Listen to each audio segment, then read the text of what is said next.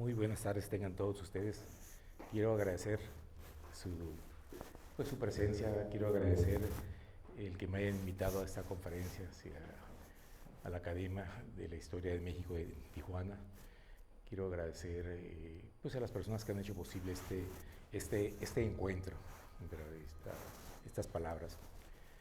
Vieran que el tema de la palabra California es un tema que desde muchos años atrás me inquietó, sobre todo por el hecho de que se está popularizando mucho la palabra Baja en detrimento de la palabra California, que realmente la palabra California pues es nuestro verdadero nombre y el Baja es un simple adjetivo, ¿verdad? Es un agregado que le pusieron mucho después de que el nombre California llegara a la península. Gracias a una serie de estudios que comencé a hacer de las navegaciones que descubrieron la península de Baja California en el siglo XVI, principalmente organizadas, planeadas por Hernán Cortés, fue que empecé a introducirme en este tema, ya que es en el marco de estas navegaciones que el nombre de California llega a la península. Pero precisamente fue en el año la península fue descubierta por la segunda navegación que enviara Cortés al Pacífico Norte en el año de 1533 por Fortún Jiménez. Era una expedición que originalmente estaba comandada por Diego Becerra, pero se amotina Fortún junto con la mayoría de los tripulantes, ¿verdad? Y ya en plan de fugitivos se van hacia el Pacífico Norte y llegan, así es como tienen el encuentro con la Bahía de la Paz. Sin embargo, la mayoría de los participantes de esa expedición mueren a manos de los guaycuras. Don Pablo L. Martínez, que fue, digamos, el primer historiador formal aquí de Baja California, con el que se inician los estudios más formales de la historia, él sugiere que la muerte de Fortún Jiménez se debió a que abusaron de las mujeres indígenas, pero realmente esa hipótesis no se sostiene y simplemente fue porque los navegantes bajaron a la península, a la Bahía de la Paz, en busca de agua, que era generalmente la principal razón por la que se embarcaban, y tomaron el agua sin permiso de los guaycuras. La mayor riqueza de los guaycuras, de los grupos peninsulares nómadas, era el agua. Entonces llegar a un manantial sin autorización o sin un acuerdo previo era motivo de guerra, y así por eso mataron los guaycuras a Fortún Jiménez y a la mayoría de sus gentes. Cuando los pocos sobrevivientes, cuando dan aviso a esto, a Cortés decide organizar una mayor expedición en la que él dirige personalmente. Esto fue en 1535. Justamente el 3 de mayo de ese año, Cortés desembarca en la Bahía de la Paz, la bautiza como el puerto y bahía de Santa Cruz, precisamente por ser el día 3 de mayo, y empieza a establecer un pequeño poblado, una pequeña población, comunidad, que iba a ser la base de su expansión, de su fundación de esta nueva provincia. Sin embargo, a Cortés le va muy mal en esta expedición. Si de entrada los guaycuras le pintan una raya, un grupo de 60 guaycuras, y en cuanto desembarca le pintan una raya en la arena, y ahí viene de pintar la raya, yo creo, o era costumbre de muchos de los grupos indígenas del norte pintar la raya, porque también a Núñez Guzmán se la pintaron en otras partes, y le dijeron que si pasaba de esa raya iba a haber guerra, y claro que Cortés pasó, y hubo guerra efectivamente. No es que la peor parte la llevaron los españoles, no los guaycuras, y la razón fue porque los guaycuras no le tenían miedo a los caballos a los que llevó, entonces le mataron casi a todos, ¿verdad? Y luego, para desgracia de Cortés, él desembarca e inmediatamente manda a 3 naves a recoger a otra parte de la expedición que se habían quedado en la costa de Culiacán, ¿verdad? Estas 3 naves se pierden, ¿verdad? Tardan meses, unas se encallan, otras las agarran ciclones, y en esos meses, o sea, los guaycuras tenían copado a Cortés y sus gentes. Mueren muchos de los españoles.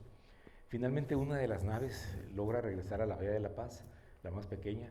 Cortés la toma y regresa a la costa de Sinaloa, ¿verdad? Busca a las otras 2 naves, las encuentra destrozadas, las reconstruye y ya regresa nuevamente con tres barcos para rescatar a los que se habían quedado, ¿sí? y reiniciar su proyecto de fundar una provincia, ¿sí? Cuando ya más o menos Cortés controla la situación, para esto ya habían pasado varios meses y sus soldados pues estaban muy decepcionados, ¿verdad? Muchos pensaban que Cortés estaba buscando la isla California, que se relataba de ella en la novela Las Cegas de Esplandián. Recuerden que esa novela fue publicada originalmente en 1510 y se platicaba mucho entre los soldados. Cuando Cortés inicia sus exploraciones por el Pacífico, pensaban que estaba buscando esta isla llena de tesoros donde vivían las amazonas con su reina Calafia. Entonces, para entonces ya se habían dado cuenta que no había ni amazonas, ni tesoros, ni nada de lo que esperaban, al contrario, ¿sí? La muerte de muchos de ellos, hambres, ¿verdad? Y desgracias de todo tipo. Y lo que Cortés, para entonces sus soldados, pues dicen, es que vamos, aquí no hay lo que buscamos, pero Cortés no quería regresar porque estaba haciendo el ridículo, desde luego porque esa expedición que él organizó, pues había sido muy publicitada. Cortés tenía mucha fama, un gran poder de convocatoria, y no quería regresar pues después de tantos fracasos. Entonces lo que hace es, para que sus soldados no le estuvieran insistiendo, los pone a explorar el interior de la península. Organiza 4 expediciones. Una de ellas la manda al extremo sur. O sea, esta primera llega desde La Paz, llega a lo que hoy conocemos como Cabo San Lucas. Y estando ahí en el Cabo San Lucas, cuando ven a lo lejos la lengua de piedra, la punta de piedra que penetra al mar y remata con el arco, sucede que si se ve a lo lejos ese cabo, tiene mucho parecido con la descripción que hacen de la isla California en la novela La Cegas de Esplandián, ¿sí? Una isla de bravas peñas, rodeada de mar violento y con playas muy arenosas, o sea, encaja perfectamente. Entonces los soldados de Cortés dijeron, oye, pues esto se parece a California, o esto es como California, refiriéndose a la California que describen en la novela. Entonces los soldados de Cortés le pusieron el Cabo California, ¿verdad? Esto fue durante la segunda mitad de 1535. Y además fue un nombre no oficial, pero como a Cortés le va muy mal, a excepción de la Bahía de la Paz, a todo lo que estaban explorando, Cortés no le pone nombre. En los pocos documentos que hay aquí, Cortés sus aventuras californianas no las relata en sus textos, en sus diarios de relación, en sus cartas de relación, esta parte no lo relata porque le fue muy mal. Entonces hubo un momento en que los soldados tenían que referirse de alguna manera a esta tierra, a la tierra que estaban explorando, ¿no? Entonces tenían 2 opciones. Una era con referencia a la Bahía de Santa Cruz, la isla de Santa Cruz o la tierra de Santa Cruz, y la otra era con relación al Cabo California, la isla del Cabo California o la tierra del Cabo California, que al ratito le quitaron el cabo y la isla de California. Y como las palabras, los mitos siempre, a la gente le gustan más los mitos que las realidades, desde luego les atrajo más el nombre de California que el de Santa Cruz. Y así es como los soldados comienzan a referirse a la península como, al principio, la isla de California, porque pensaban que estaba una isla, ¿verdad? Pero pronto se dan cuenta que es una península y ya le llaman la península de California. Pero persistió, durante mucho tiempo persistió el nombre del Cabo California también. Entonces, esta es la manera en que el nombre California llega a lo que actualmente es nuestra tierra, ¿sí? ¿Cómo llega a la California estadounidense? Fueron 80 años después, 90 años después. Más adelante les platico ese proceso. El hecho es que, tenemos el nombre California nos remite a la historia universal, se asocia al mito de las Amazonas. Es un mito que viene desde el tiempo de los griegos, ¿verdad? Y además es un mito recurrente que aparece con los griegos, pero en varias etapas de la historia va reapareciendo, sobre todo fuerte en la Edad Media, y cuando llegan los conquistadores a América, ese mito lo trasladan aquí, usan a las Amazonas en varios lugares, no solo en Baja California, por eso está el río Amazonas y otros lugares que llevan el nombre de las Amazonas. De hecho, en las cartas que le dan a Colón, le piden que busque presencia de las Amazonas. Incluso a Cortés, cuando Diego Velázquez lo manda en la cuarta expedición al Golfo de México, uno de sus órdenes era buscar noticias de las Amazonas. El hecho es que esta palabra nos remite a nuestros orígenes en la historia, ¿verdad? Nos remite a esta historia universal, o sea, es una palabra con mucha riqueza, que por desgracia estamos perdiéndola, o la estamos ocultando con el término baja, que es el que actualmente ya se nos identifica más como bajeños que como californios, ¿verdad? Y entonces escribí un libro que es una reflexión presente sobre este asunto: California, origen, identidad y destino de una gran península. Ustedes saben que la palabra, el nombre, es un elemento de los elementos más importantes de la identidad. Si lo dejamos perder, estaremos perdiendo algo muy importante. Y más si la razón por la pérdida es una razón comercial. Casi todas las personas que defienden el término baja lo dicen porque es una marca, porque eso nos identifica comercialmente.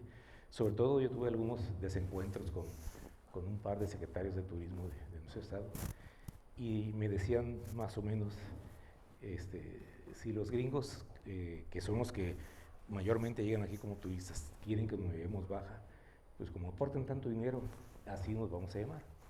Y yo le dije, no, pues señor secretario, se puede vender todo, pero no se puede vender el nombre, ¿verdad? Yo creo que debe haber límites en lo que podemos vender, porque entonces vamos a estar a las órdenes de que nos quiere comprar, ¿verdad? Si nos compran el nombre, nos van a poder comprar cualquier cosa, ¿sí? Y un día vamos a aparecer, va a suceder que ya no tenemos playas, porque todas se apoderaron intereses estadounidenses principalmente. No vamos a tener costas, no vamos a tener montañas, o sea, los mejores van a estar en otros, y va a llegar un momento en que nos vamos a dar cuenta que esta tierra ya no es nuestra, ni siquiera el nombre, ¿verdad? Y pues sería una tristeza, ¿verdad?, que teniendo una historia tan rica y un nombre tan hermoso, ¿verdad?, lo dejemos llevar por otro nombre que de hermoso no tiene nada. Al contrario, si ustedes reflexionan sobre el término baja, tiene connotaciones más bien negativas que positivas. Baja es sinónimo de inferior, de malo, ¿verdad?, de algo secundario, ¿verdad? Pues ustedes saben mejor que yo todas esas connotaciones que tiene este nombre de baja, que finalmente permean a nuestra conciencia y nuestra psicología, si no lo dejamos, ¿verdad?, y no aprendemos de lo que es, de lo que es nuestro verdadero nombre.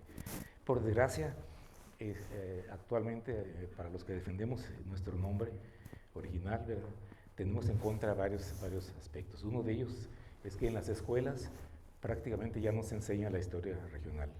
Nuestros niños no conocen la historia del lugar donde están creciendo, tampoco conocen la geografía. Pocos se ponen a recorrer Baja California. Todo el mundo dice que la mejor parte de Tijuana es San Diego, ¿verdad? Eso es un claro ejemplo, ¿verdad?, de esto. O sea, conocen mucho más San Diego que lo que es nuestra tierra. Y aparte de eso, o sea, Tijuana, como la mayor parte de Baja California, pues ha crecido por una fuerte inmigración, ¿verdad?, lo cual es positivo, pero tiene un factor que no nos ayuda. Ese factor es que muchas de las personas que vienen desconocen la historia, ¿verdad?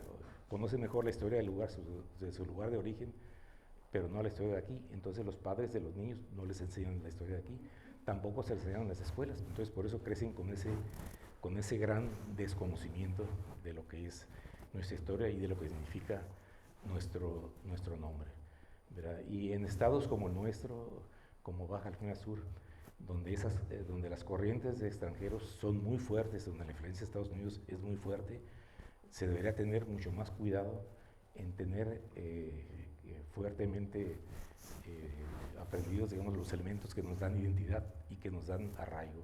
Arraigo significa amor a la tierra, y si no lo tenemos, pues nos vamos a dejar vender, comprar, como está pasando con nuestros nombres, con nuestra costa y con muchas cosas negativas. Ustedes saben que ciudades como Cabo San Lucas, como Todos Santos, y está pasando con otras, pues ya toda la economía la manejan extranjeros.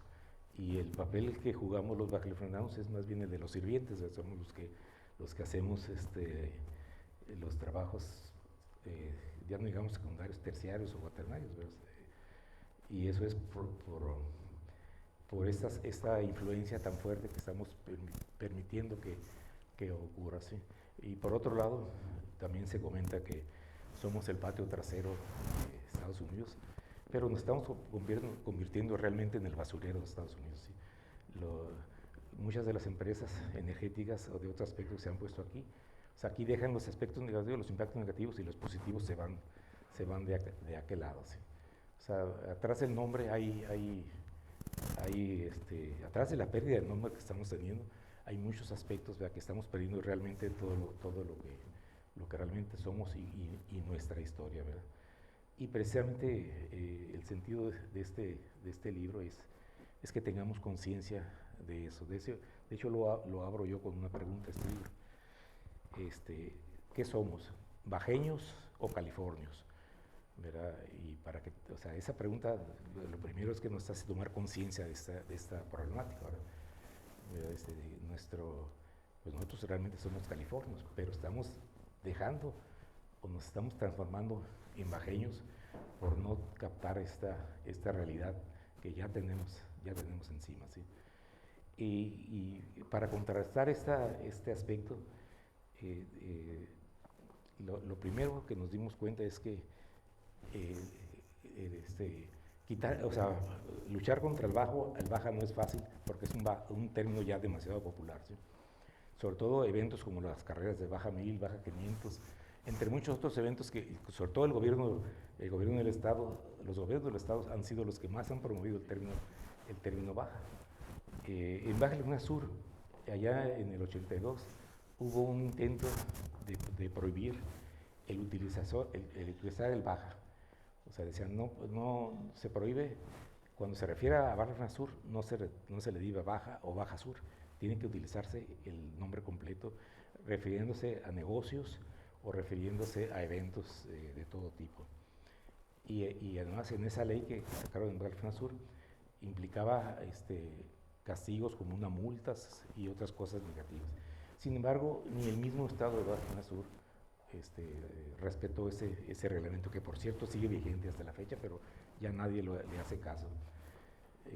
Y entonces una cosa que aprendimos es que, bueno, no va a ser con prohibiciones como vamos a lograr que rescatemos nuestro nombre.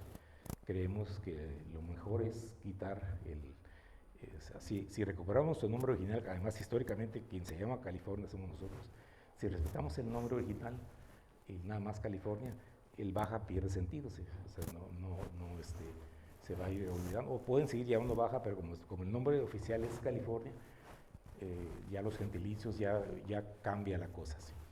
Por eso pensamos que la estrategia es recuperar el nombre, o sea, quitar los agregados, como son en nuestro caso el baja, y en el sur es baja y sur.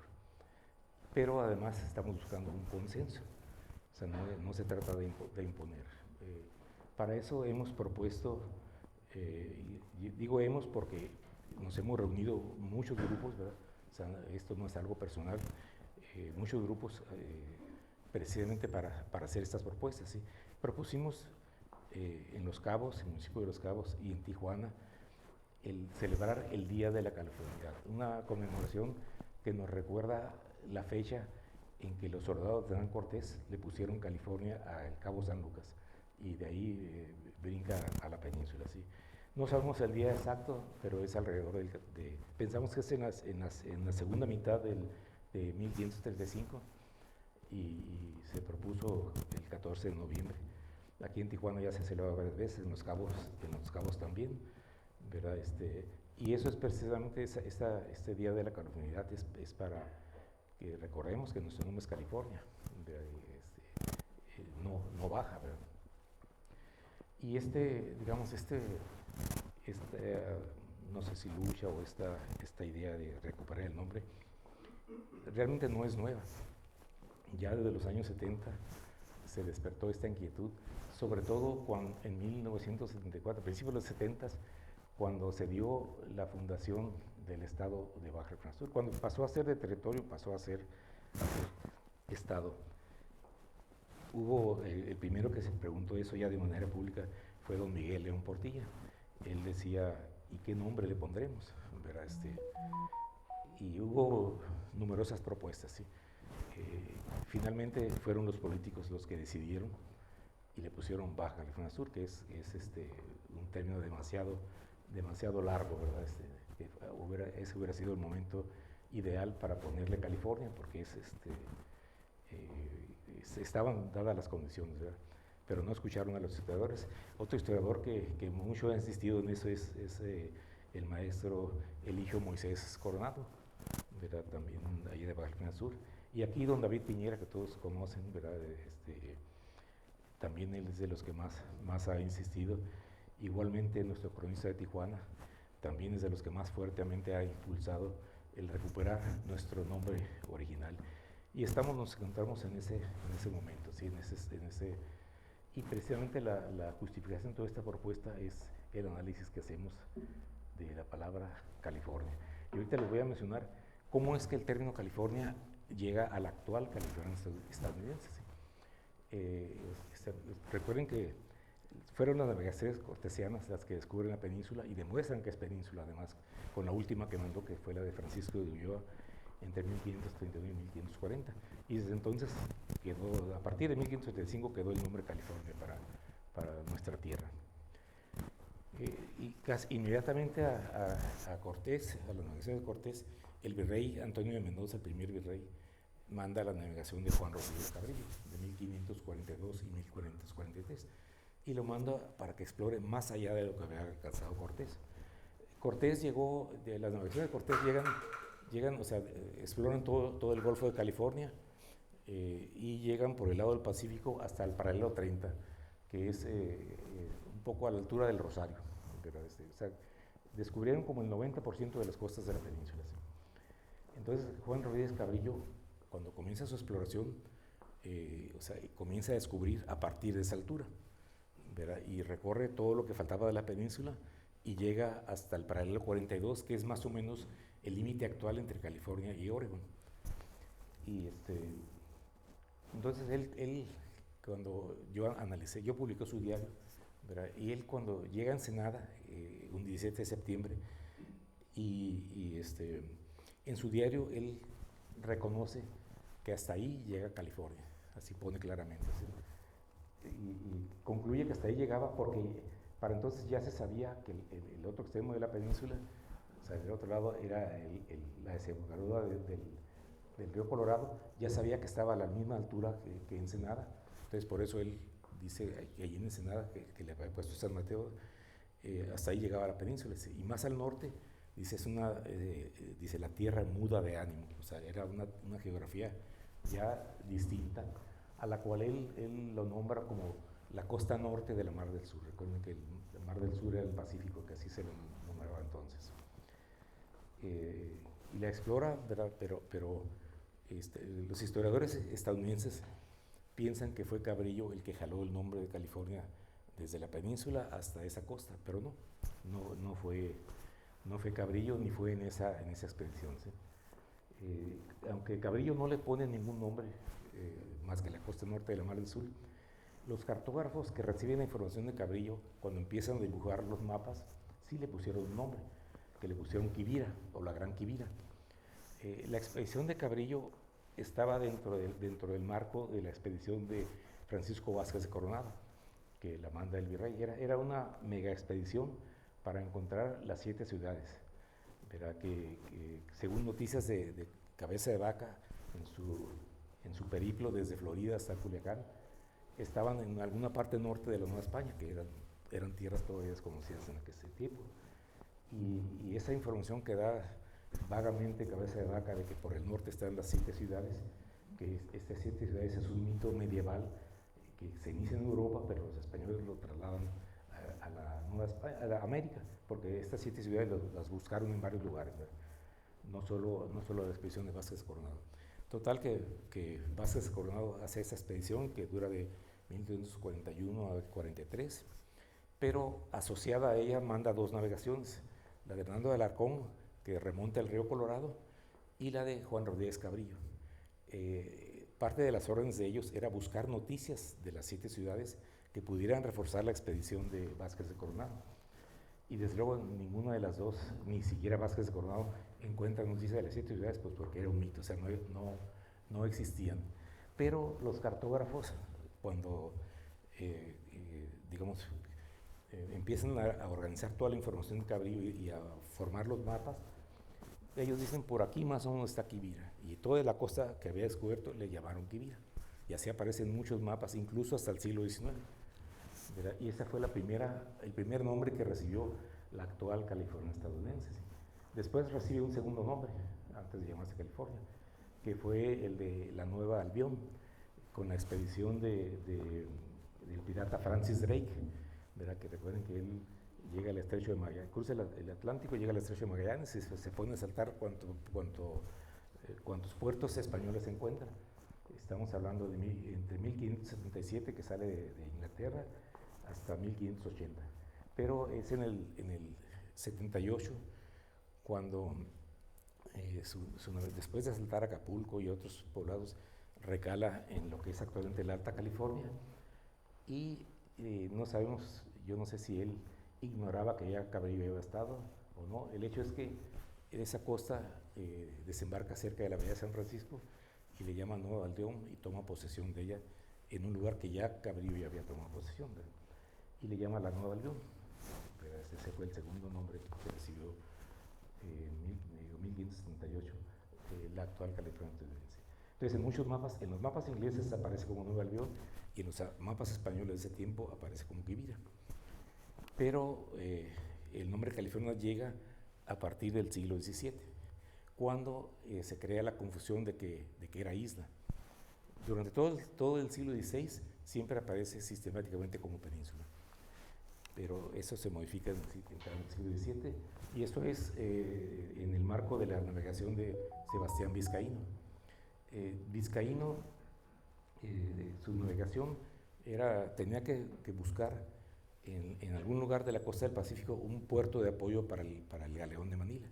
Recuerden que el galeón de Manila, de Acapulco a Manila, hacía 3 meses, pero en sentido contrario hacía el doble de tiempo, a veces hasta más. Entonces terminaban muy agotados los navegantes, la tercera parte moría, ¿verdad? Sobre todo por el escorbuto. Total que era una travesía muy difícil y peligrosa. Era una ruleta rusa subirse al galeón en el sentido de Manila a Acapulco. Entonces dijeron los españoles, vamos a fundar un puerto donde podamos apoyar lo mejor posible el galeón. Y primero lo intentaron ahí por Japón, pero está muy cerca, y luego ya le echaron la mirada a la región de la Quivira, que se había desprendido de lo de Juan Rodríguez Cabrillo. Entonces, cuando hace su navegación Vizcaíno, él propone el puerto, la bahía de Monterrey, al sur de San Francisco. Era la mejor que él encontró. Y Vizcaíno no explora más allá de lo que había explorado Juan Rodríguez Cabrillo. Para eso les comento que Juan Rodríguez Cabrillo, les mencionó, llegó a la altura del paralelo 42.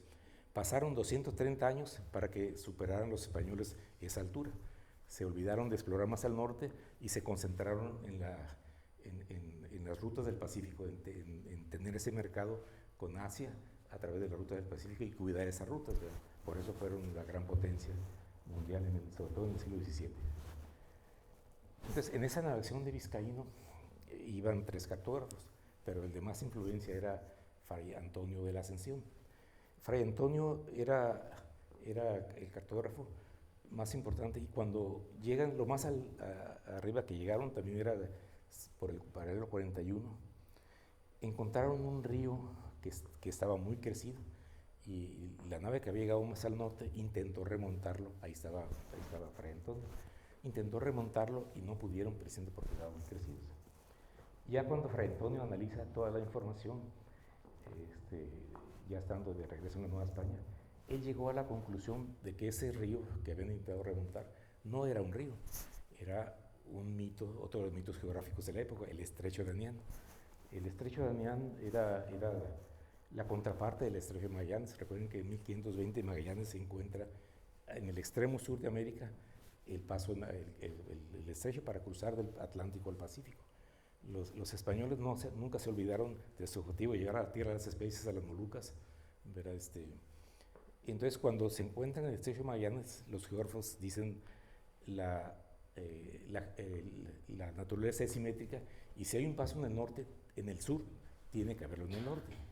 Y lo inventaron, le llamaron el estrecho de Damián. Hay muchos mapas de Norteamérica del siglo XVI donde aparece ese estrecho. O sea, esos mapas suelen ser fantasías, ¿sí? Les decía, después del paralelo 42 pasaron más de 200 años sin explorar. Entonces ese vacío geográfico de exploraciones lo llenaron con fantasías, sobre todo del siglo XVI y parte del siglo XVII. Y una de esas fantasías era el estrecho de Anián, que se supone iba a facilitar la ruta entre el Atlántico y el Pacífico, facilitando a los españoles llegar a los mercados de Asia. Pero entonces, Fray Antonio, cuando comete ese error de que cree que es el estrecho de Anián, él dijo, si este es el estrecho de Anián, quiere decir que todo lo que recorrimos entre Cabo San Lucas y este río, o este paso, que era a la altura del paralelo 41-42, es una gran isla, dice, y por lo tanto el río Colorado también es un paso de mar, no es un río. Y entonces es el primero que dibuja como isla a la California, ¿sí?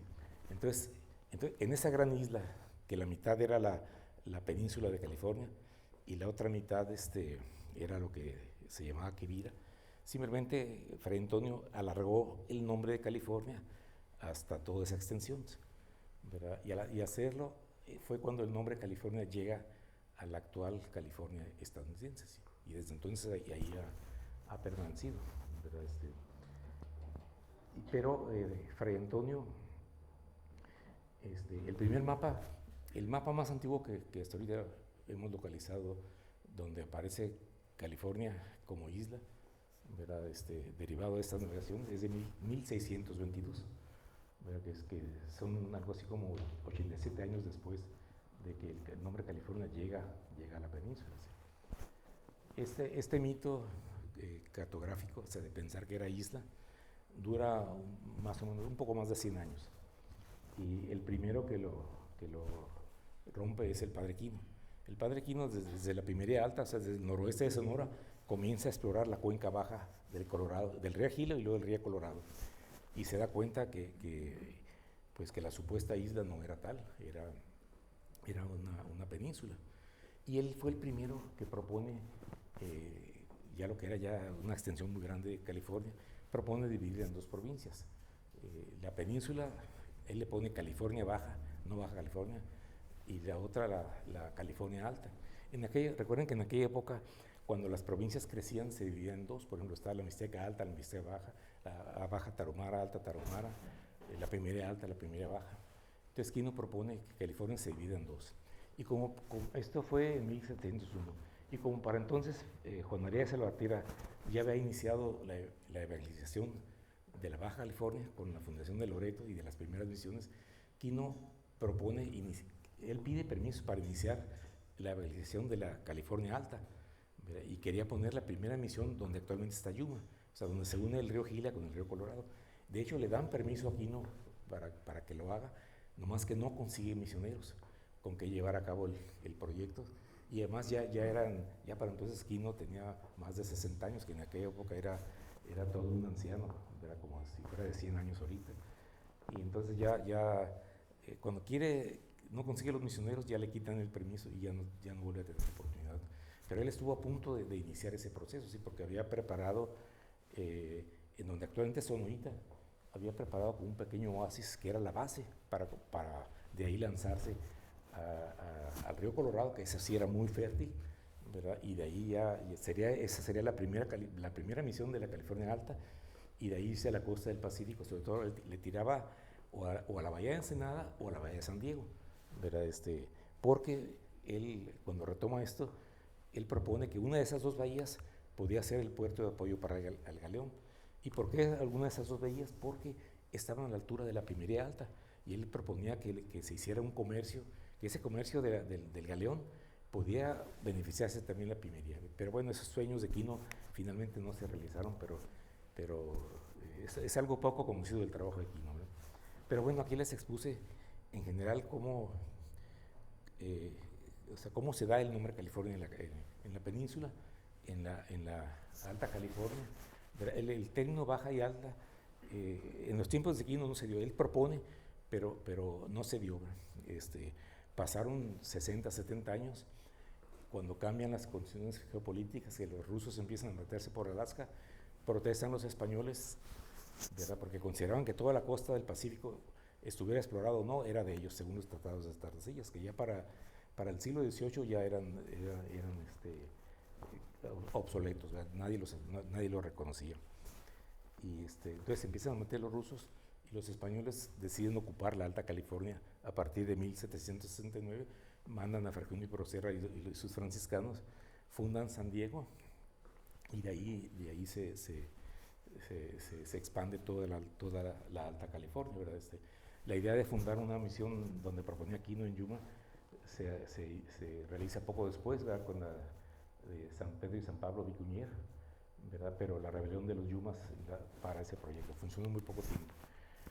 El hecho es que cuando llega Junípero Serra y sus misioneros a San Diego y fundan la Alta California, con San Diego su primera misión, entonces ya inicialmente recibe el nombre de Antigua California de la península y Nueva California, la California estadounidense. A partir de 1804, en que políticamente ya se definen dos provincias, antes de esa fecha dependía de Loreto, pero a partir de esa fecha la península dependía de Loreto, pero la Alta California de Monterrey, ¿verdad? Y a partir de ese momento ya se quita el de Antigua y Nueva y se sustituye por Alta y Baja, ¿verdad? Y luego, cuando los gringos se apoderan de la península, nos quitan la Alta California, le quitaron el Alta porque perdió sentido y ya le siguieron llamando únicamente California. Debimos haber hecho aquí en México lo mismo, no se hizo, y yo creo que es el momento que tenemos que hacerlo, ¿verdad? Por las implicaciones que ya les expliqué, ¿verdad? Bueno, esta es la exposición en general. No sé si haya tiempo para preguntas o comentarios.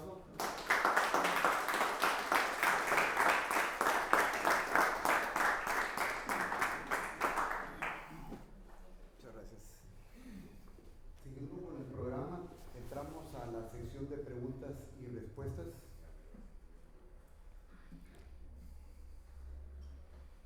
Adelante, maestro Mario. Híjole, hay como 20,000 preguntas que hacer, porque el camino iniciado por Cortés hacia el norte no termina en la misión de San Diego, en San Francisco, sino que llega hasta Alaska. Sí. Y en Alaska llegan los marineros españoles y luego los marineros catalanes, porque aunque España no los reconoce como catalanes, sino como españoles. Gaspar de Portolar y los padres franciscanos eran catalanes. Pero la pregunta concreta es, ¿en qué año o cuándo llegan los marineros españoles a lugares como Alaska, a las que creo que llegan hasta las Islas Aleutianas, a la costa del Pacífico que después va a ser Canadá? ¿En qué momento Rusia se queda con Alaska? ¿En qué momento Inglaterra se queda con la costa canadiense? ¿Y en qué momento los Estados Unidos mandan un general que arbitrariamente toma territorio español, donde hoy son los estados de Oregon y Washington? Me parece interesante poder saber eso. Sí, esta parte no la mencioné porque en realidad no está directamente indicado sobre el tema que es el nombre California, ¿verdad? Pero les voy a explicar rápidamente. Les dije, Cabrillo explora en 1542-43 hasta el paralelo 42, límites territoriales entre Oregón y California. Pasaron 230 años para que avanzaran más allá los españoles de eso, y eso fue hasta 1774, ¿verdad? Una vez que sintieron que ya estaba funcionando bien las misiones de la Alta California, así en esos años se fundaron primero San Diego, luego San Carlos Borromeo. Estamos hablando de que dieron brincos de cientos de kilómetros, cuando normalmente eran 30, 40 kilómetros entre misión y misión, ¿verdad? Pero entre San Diego, la primera misión de la Alta California, y la bahía de Monterrey, la segunda, eran más de 700 kilómetros, ¿verdad? Pero entonces, una vez que sienten que ya estaba funcionando bien ese proyecto, deciden avanzar más allá de lo que había llegado Juan Rodríguez Cabrillo. Estamos hablando de 1774, o sea, habían pasado 230 años después de Cabrillo. Y entonces es cuando llegan por primera vez, recorren toda la costa de Oregon, toda la costa de Washington y toda la costa de la Columbia Británica. Al siguiente año mandan otra, ¿verdad? Y esa llega por primera vez hasta Alaska, ¿verdad? Y así comienzan a andar varias, hasta que en 1788 en la isla de Vancouver habían encontrado una bahía, la bahía de Nootka, ¿verdad? Que era la que tenía mejores condiciones, y allí establecen un fuerte y establecen la provincia de Nootka, que fue la provincia más norteña del Imperio Español en Norteamérica, ¿verdad? Al principio le llamaban California hasta Alaska, pero a partir de esa base le llamaron la provincia de Nootka, que iba desde el norte de la bahía de San Francisco hasta Alaska, ¿sí? Sin embargo, los españoles tuvieron problemas, primero porque los rusos ya se habían metido, desde 1728 se habían comenzado a meter los rusos, y los rusos habían puesto una serie de estaciones. Ellos comenzaron a explotar la piel de nutria, que era nutria muy fina, y establecieron un comercio muy importante, sobre todo en China y en la India, con los comerciantes ingleses, hasta que los ingleses deciden ir directamente a Alaska para ahí comprarles directamente a los rusos. Pero entonces los ingleses comenzaron a explorar, mandan por delante a James Cook y establecen algunas bases, justo cuando estaban llegando los españoles a querer tomar ya posesión, y comienza ¿cómo se llama? Un desencuentro entre españoles e ingleses, una confrontación, ¿verdad? Que finalmente, para ese tiempo, estamos hablando 1780, 1790, España era un imperio en decadencia y los ingleses, al contrario, estaban muy fuertes. Entonces los españoles se dieron cuenta que iban a llevar la peor parte y deciden renunciar a toda esa costa, desde la Columbia Británica hasta Alaska. Y entonces se establece un primer límite de Nueva España hacia el norte, que es el actual paralelo 49, que son los límites entre Estados Unidos y Canadá, ¿verdad? Ahí al lado del Pacífico, ¿verdad? Y después ya con los tratados de Onís en 1819, lo que era la costa de Washington y Oregon, esa costa la deciden, en 1803, Napoleón le vende a los gringos la Luisiana, no sé si han escuchado, pero la Luisiana nunca había sido cartografiada, no tenía límites, y desde luego los gringos, como no les gustaba la tierra, ellos dijeron que era casi todo Norteamérica era la Luisiana, ¿sí? Precisamente porque no tenían límites. Total que comienzan a negociar con Nueva España para establecer esos límites, ¿sí? Y entonces los gringos decían que llegaba hasta Oregon, incluso hasta la Columbia Británica, ¿sí? E incluían Texas. Pero, total que hacen unas negociaciones y entonces la Nueva España decide renunciar a Washington y Oregon a cambio de que Texas se quedara como parte de la Nueva España, ¿verdad? Por eso perdimos. Y después a Texas, pues ya saben cómo lo perdimos, ¿verdad? Con la guerra injusta, ¿verdad? ¿Tiene una pregunta, José Camuto? Bueno, realmente es una adición a lo que Carlos ha expuesto. A veces nos hace falta explorar un poquito, y entre esos navegantes que a mí me han cautivado mucho, precisamente es Juan de la Bodega y Cuadras. Sí, claro. Razón de que tuve la oportunidad de conocer por primera ocasión pues la isla y también la ciudad de Vancouver. Y cuál no fue mi sorpresa que uno de estos sitios icónicos de British Columbia estaba precisamente dedicado a este navegante peruano, al servicio del virreinato de la Nueva España, para hacer todas las exploraciones, y que vino a final de cuentas concretando las negociaciones con James Vancouver para Sí. Determinar esos límites. Más sin embargo, si somos un poquito también más, nosotros también exploradores de todas estas costas, más al norte, como ya lo mencionó Carlos, nos encontramos nombres hispanos todavía. Tenemos el puerto de Valdés, muy conocido por todos nosotros por aquel trágico accidente del Exxon Valdés. Sí. Y un poco más al sur, otro puerto, otro asentamiento llamado Córdoba. O sea, todavía están presentes hasta hoy en nuestros días esos nombres hispánicos. Afortunadamente, pues son parte de las herencias hispanas que debemos de reconocer como la presencia hispana en estas tierras nuevas. Y por no decirlo, pues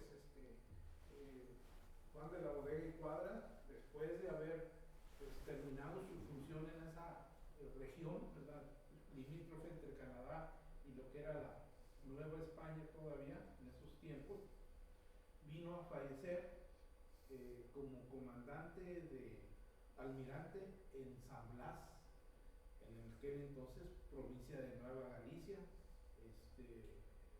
que posteriormente se convierte en Nayarit, 1917. Sí, muchas gracias, ingeniero Cabuto. De hecho, cuando retoman las exploraciones los españoles, ¿verdad? Cuando me refiero a españoles, me refiero también a los novohispanos. A todas esas navegaciones, el 99% de los participantes eran novohispanos, es decir, eran mexicanos. Y todas se planearon desde San Blas, Nayarit, y todas desde ahí salieron, ¿verdad? Todavía hay vestigios importantes de la base naval, que es una lástima que el gobierno federal las tengan tan abandonadas cuando son un lugar muy importante en nuestra historia, ¿sí? Es cuando tuvo México su máxima expansión, ¿sí? Hasta Alaska, y Bodega y Cuadra ahí vivía, presente todavía hay restos de su casa, ¿verdad? Y les digo, todas esas navegaciones, todas salieron desde San Blas. Primero apoyaban la expansión del Alta California y luego todas las exploraciones que llegaron hasta Alaska. De hecho, la isla de Vancouver, yo recientemente estuve ahí, hay muchos nombres españoles, no solo, hay muchas bahías, muchas entradas de mar, muchas playas de nombres hispanos que todas se conservan desde esa época. Y la isla de Vancouver originalmente se llama Isla Bodega Cuadra Vancouver. No es que los ingleses después no respetaron el Bodega Cuadra, ¿sí? Pero actualmente los canadienses sí hay varios monumentos a Bodega y Cuadra y hay varias calles importantes en Victoria, en la ciudad de Victoria, la principal de la isla de Vancouver, y en el puerto de Vancouver también, ¿verdad? O sea, es una historia poco conocida, pero es parte importante de nuestra historia, ¿sí? Yo les comento que actualmente ya hice muchos estudios de las navegaciones de Cortés y de Juan Rodríguez Cabrillo, y ahorita mi proyecto más importante es todas estas navegaciones que les estoy hablando, porque desde el punto de vista mexicano casi no han sido estudiadas. Las han estudiado un poco los gringos con sus puntos de vista muy particular y los españoles, ¿verdad? Pero un punto de vista mexicano no hay. Espero yo darle el primero, ¿verdad? En ese tiempo yo creo que la Nueva España llegó a tener 9 millones de kilómetros cuadrados, nomás para que se den una idea, ¿sí? El tamaño que tiene ahorita Canadá. ¿Verdad? Okay. Siguiente pregunta. Bueno, yo tengo una pregunta. Adelante. Sí, doctor Carlos, una pregunta referente al libro, y expusiste una pregunta retórica: ¿qué somos? ¿Somos bajíos o Bajeños? californios? Sí. Si no me equivoco, californios, ¿verdad? Sí. Yo lo que tengo entendido con canciones y lo que yo conozco es que nos reconocemos como cachanillas. No sé de dónde provenga esa palabra que es un regionalismo de gente de Mexicali o también allá en Santa Rosalía, pero es un regionalismo nada más de esa no es para toda la península, ¿verdad? Sí, Californios es el nombre que originalmente los misioneros le dieron a los indígenas, los californios, ¿verdad? Pero después lo adoptaron los rancheros. Cuando ya se acaba el sistema misional, ¿verdad? Los rancheros se llamaban los californios, ¿verdad? Entonces, si llegara a darse esto de que nuestro nombre fuera California, que lo recuperáramos, como gentilicio, no proponemos californianos, que eso sería los de Estados Unidos, sino de californios, que fue el primer gentilicio para los habitantes de aquí, ¿verdad? Siguiente pregunta, licenciado Ulfrín.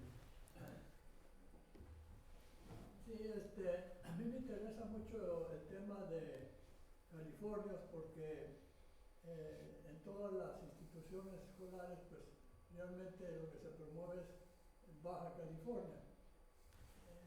Creo que una de las posibles soluciones, porque esta es una lucha constante que va a seguir. Sí. El cambio es dramático de Baja California a California. Pero nosotros que nacimos en California tenemos todo el derecho de aspirar precisamente a que se nos dé nuestro verdadero nombre a la península. Entonces, yo siento que se va a requerir un esfuerzo bastante fuerte de las organizaciones, sector privado, asociaciones culturales, históricas, para exigirle a los legisladores, el cambio tiene que venir dentro del orden jurídico, dentro de la Constitución, para que nos quiten lo de baja. Claro. ¿Sí? Entonces, a ese respecto me gustaría, ¿qué comentario tendrías? Sí, de hecho, nuestra propuesta es convocar, o sea, cuando ahorita estamos buscando consensar esto, por eso el Día de la Californianidad, es que tengamos conciencia de cómo nos llamamos, ¿sí? Y en el momento que pensemos que es oportuno, en este proceso estamos convocando muchas organizaciones, ¿sí? Pero cuando vayamos a pedir a los diputados, ¿verdad?, que modifiquen el nombre, o sea, más bien que le quiten los agregados al nombre, como es el Baja, lo queremos hacer con lo más que se puede de organizaciones. O sea, es fundamental la participación ciudadana, o sea, esto es un movimiento ciudadano, no político, ¿verdad?, para que rescatemos nuestro nombre, porque en eso está, en juego está nuestra identidad y nuestro arraigo, ¿verdad? Y desde luego, sin la participación de la sociedad civil no lo lograríamos, ¿verdad? Pensamos que es importante que venga, que sea un movimiento ciudadano, ¿verdad?, no personal, no político, ¿verdad? Y podría llevar tiempo, pero es necesario hacerlo. Si no sabemos cuánto tiempo nos va a llevar, ¿verdad? Pero hay que intentarlo. Varios decidimos dar ese paso de intentar en los últimos años ha habido muchas protestas, pero no han pasado eso, ¿verdad? De que no digas Baja, que eso. ¿No? Aparte de ese intento que se hizo en Barrio Sur de prohibir, que ya vimos que no funcionan las prohibiciones, ahorita es convocar a las asociaciones para que juntos pidamos a los congresos locales, ¿verdad?, que rescatemos nuestro nombre. Y en ese camino estamos, ¿no? Yo tengo una pregunta, Carlos. ¿Existe un pasaje histórico de un personaje explorador inglés? No sé si fue pirata, pero creo que llegó en la parte norte, en lo que es la parte norte de Canadá. Incluso antiguamente tenía el nombre de ese estrecho, de ese pasaje, de este explorador. No sé si Juan de Fuca. ¿Me puedes Juan de Fuca era. Creo sí. que sí. Sí, Adelante.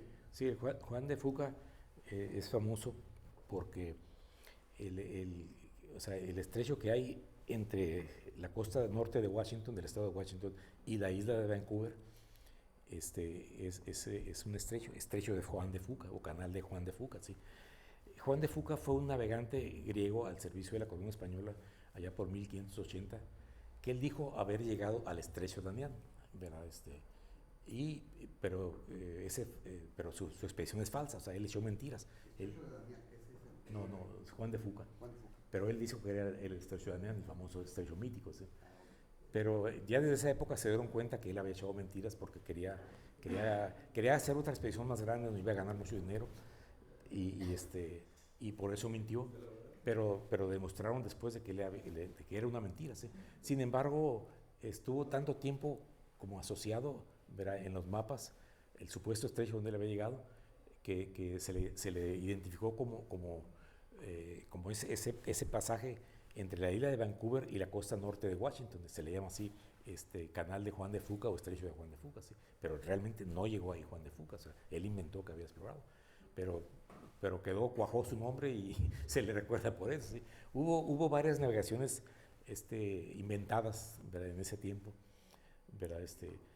Parte del estudio que estoy haciendo es analizando esas navegaciones, porque hay una que se piensa que no, que se ha estado demostrando que sí fue real, que fue la primera que cruza el estrecho de Bering, ¿verdad?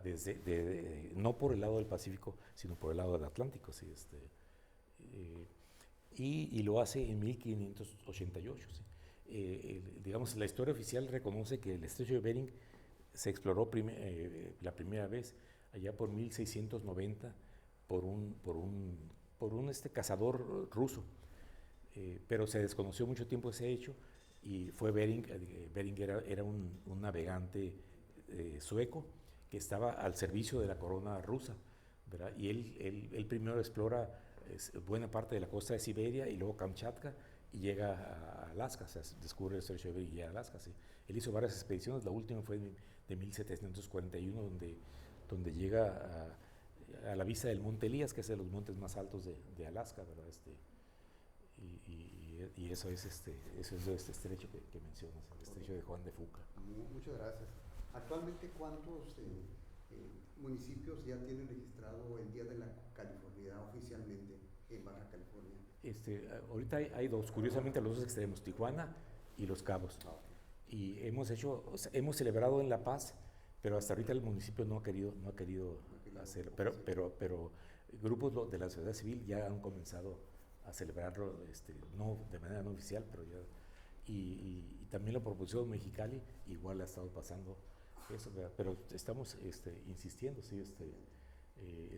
El más reciente que le hemos hecho la propuesta es Loreto, con motivo de hace unos días se celebró el 328 aniversario de la fundación de Loreto, ¿verdad?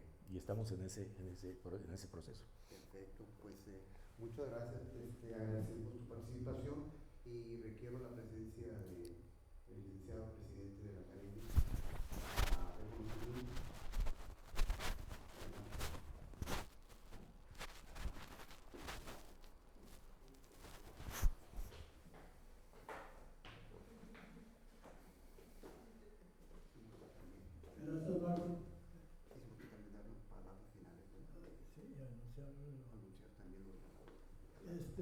Muy buenas noches, nuevamente bienvenidos a este evento tan importante, tan ilustrativo que hemos disfrutado de parte del maestro Carlos Lescano Sagún, un hombre dedicado a la historia peninsular que francamente nos deja con mucho conocimiento y sobre todo la importancia de lo que él está tratando de lograr, que es realmente que regrese a este terruño de Agarita hasta Cabo California, que regrese el nombre original, que es California.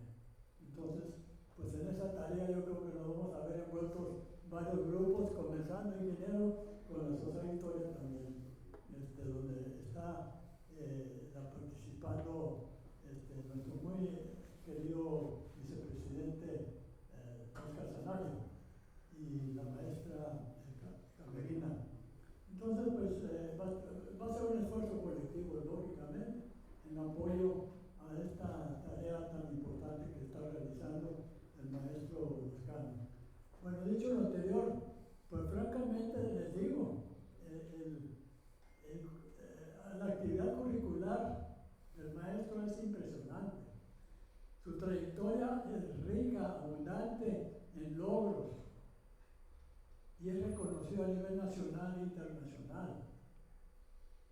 Una de las cosas que me llamó la atención cuando llegó el día de hoy fue de que porta, la camisa de mi alma mater, la Universidad Nacional Autónoma de México. Entonces, colega, muchas gracias por recordarnos, somos Pumas. Bueno, con el respeto por los cimarrones, Oiga, vamos a ver. Entonces, por aquí hay varios cimarrones, con todo respeto. Además, tuve yo el gusto de participar con la Facultad de Derecho en mi tiempo de la docencia, como maestro de Derecho Constitucional, Administrativo y Derecho Fiscal, así que le tengo un gran cariño a nuestra alma mater también de Baja California, de California. Bueno, dicho lo anterior, les tengo una grata noticia, una noticia que seguramente nos va a llenar de júbilo por la trayectoria del maestro Lescano Sagún. Resulta y resalta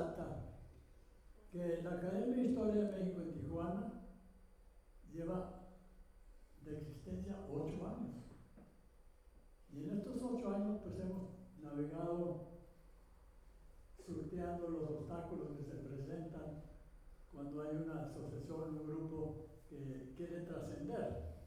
Nosotros ya hemos logrado varias cosas muy interesantes. Una de ellas fue precisamente hace 5 años. Dentro de los 8 años, hace 5 años. Se propuso en el seno de la asamblea de la academia de que los historiadores realmente no estaban recibiendo un reconocimiento que se merecen. Y entre ellos está nuestro padrino, Mario Tibiacorta, que es un honor que él haya aceptado hace 8 años precisamente ser nuestro padrino, y aquí se encuentra. Muchas gracias, padrino. Un hombre también de mucha lucha, de gran trayectoria, y sobre todo la representatividad de la Comisión de la Crónica Municipal. Es el cronista oficial de la ciudad de Tijuana. Así que, dicho eso, continúo con esta reflexión que es muy importante. Entonces, hace 5 años, nosotros llegamos a pensar, bueno, entregan premios, reconocimientos, varios grupos en toda la entidad, en todo el estado, ya sea personaje del año, sea forjador del año, sea al mérito cívico. Muy bien. Entonces hizo el planteamiento en el seno de la asamblea de la academia y los historiadores, que cumplen una labor tan importantísima, que es orientar a las juventudes, y más allá, a nivel profesional también. Entonces, planteamos, y fue aprobado por la asamblea, de crear el galardón al mérito histórico. Este año se cumpla la 5ª edición. Tenemos entre nosotros uno de ellos, porque ya van 4 galardonados, que debidamente se les ha reconocido su entrega a la historia, a difundirla, y uno de ellos está presente. Me refiero yo al maestro Jesús Reyes Méndez. Méndez Reyes. Es del Instituto de Investigaciones Históricas de la Universidad Autónoma de California. Él fue galardonado precisamente el año antepasado. El año antepasado recibió su galardón por esta extraordinaria tarea. Total, para ya terminar, hoy tengo yo el agrado, la distinción, el honor de decirle de que la Academia de Historia de México en Tijuana, a través de su comisión de el galardonamiento histórico, deliberó el día de hoy de las propuestas que se presentaron al seno de la comisión de candidatos a recibir el galardón. Y por unanimidad se eligió precisamente al conferencista de esta noche, al maestro y doctor Carlos Lascano Sagún, para que pida una calurosa clase. Por favor. Muchas gracias.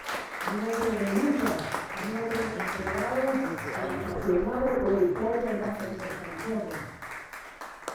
Así que, dicho eso, maestro, los esperamos a todos ustedes. Ojalá nos honren con su asistencia el 8 de noviembre a las 7 de la tarde en el restaurante Roots. Va a haber una cena de gala. El restaurante está a un costado del Hospital Ángeles. Ahí vamos a rendirle el homenaje que se merece el maestro Lascano Sagún.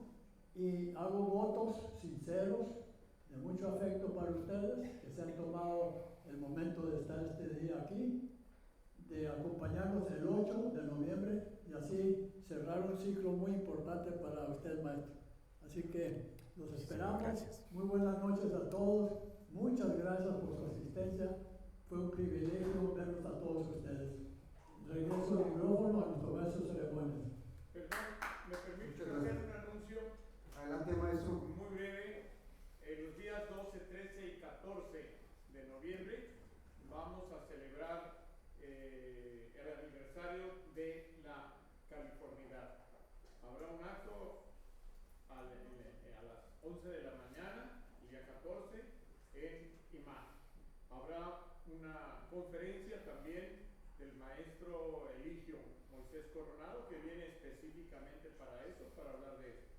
Y también habrá un concurso infantil el día 13, el día 13, y el día 12 yo voy a dar una plática a las 4 de la tarde en el Seminario de Cultura Mexicana en la Casa de la Cultura, sobre la caminata que hizo Carlos Lascano desde Cabo San Lucas el 1 de enero de 1989, culminando el 28 de mayo del mismo año en la misión de San Diego de Alcalá, pero antes se detuvo en un momento culminante de los festejos del centenario de Tijuana, en Playas de Tijuana, donde tuve el gusto de conocerlo personalmente.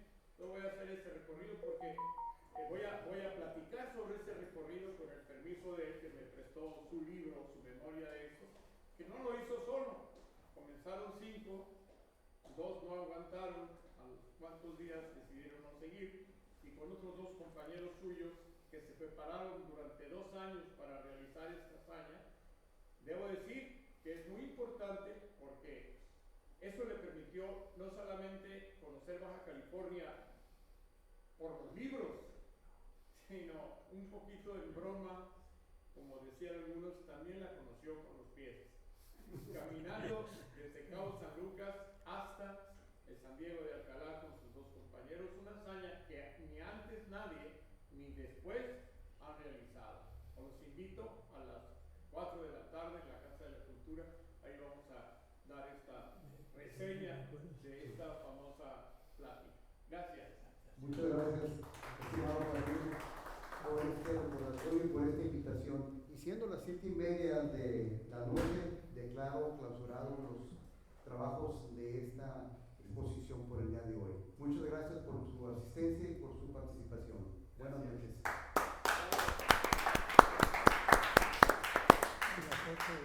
Muchas gracias. La foto, por favor, de los académicos académicos.